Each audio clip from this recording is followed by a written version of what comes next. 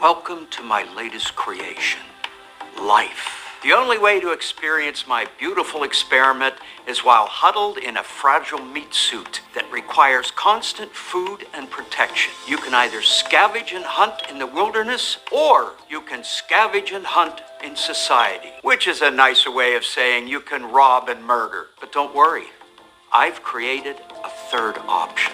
Pages with faces drawn on them. If you have enough of these, you can exchange them for anything. Don't have any of these pages already because your parents were too lazy to inherit and pass along generational wealth? Don't worry. You can still get them just by doing stuff.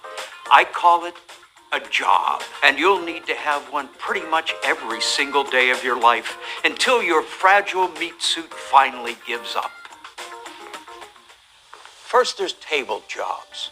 Jobs where you sit at a table. You'll look in front of you and you'll push down at squares for anywhere from 1 to 2/3 of your entire day. It may sound repetitive, but the exact order in which you push these squares can make somebody, not you, an embarrassment of pages with faces. When I finish pushing squares, I drive home and relax by sitting at a different table and pushing the same squares, but in a different order. A well-earned rest. You might think it'd make more sense for you to press those work squares from your house and save a few hours driving from one table to another and save your crotch from tightening uncomfortable cloth around it every morning. But the people who distribute pages with faces already committed their face pages to paying for a building full of tables. So they're damn well going to make sure you're sitting in it. It's all right. The office is where I socialize and maybe even find love.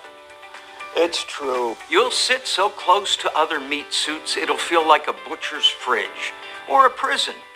You'll love talking with other table workers simply because though we plop you in the table room for 8 hours a day, we can never think of enough stuff to fill those hours. But it's somehow worse than working. It sure is, friend.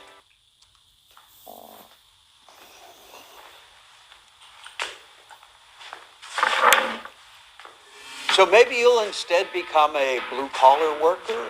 Member of the working class? What do people like you like to be called? I don't want you to be offended. Why would I be offended? Because we all look down on anthropomorphic labor donkeys for some reason. Hey! What I'm saying is you can specialize in what I call hand jobs. Hey! Jobs where you work with your hands. These jobs involve selling your body, but not in the fun, lucrative way, just in the low-paying, physically demanding way. At least my job keeps me fit. Muscles grow when you strain them.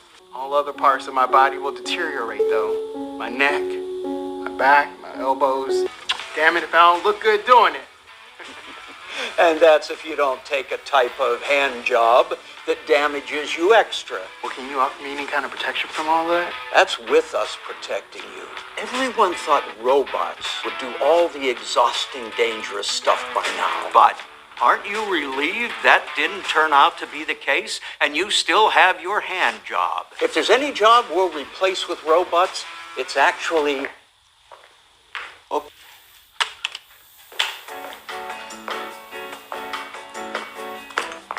people jobs. The kind where you deal with people. Maybe you take things from one side of the room and deliver them to the other side, like in a food place. Maybe you touch things with a machine so another machine can add up prices. It's a job so pointless, we increasingly just let customers do it themselves. Hey, I am not that replaceable. Even if the machines and apps we build to replace you aren't as good at the jobs as you are, people will still prefer them to you. Because they're cheaper? No, it's hard to get much cheaper than $7 an hour. It's because they don't like you. They forget anything good you do. I'm not the bad guy here. It's the customers who are awful. Of course. They're stressed out, trying to wring the most out of what little time they have not working, all the while knowing within just a few sleepless hours, they'll be back at their table or swinging a sledgehammer or dealing with horrific customers of their own in an Ouroborosian cycle of entitled sadness. There's got to be more to life than that.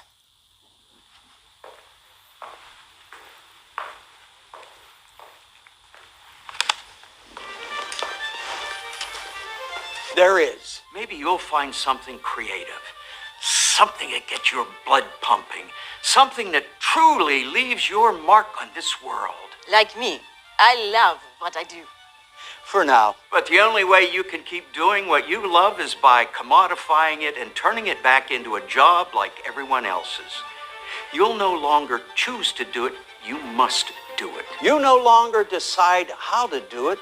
You'll do it the way we tell you. We could hire you to sing songs to kittens while eating peanut butter cups, but give us 2 months, and we'll have you loathing every delightful minute. Well, forget you then. I will do my art my way on this side until it finds an audience. That's a great idea. All you'll need is some simple job, just temporarily to pay the bills for a little while, until your passion becomes a career. That's what I did 20 years ago. Hey, speaking of paying the bills, just how many face pages do you get for facilitating what we do? Wow, way more than we give you. It's fair, though, because you're making as much as we let you think you're worth. Otherwise, you'd never agree to work. And like I said before, there are other ways of getting food.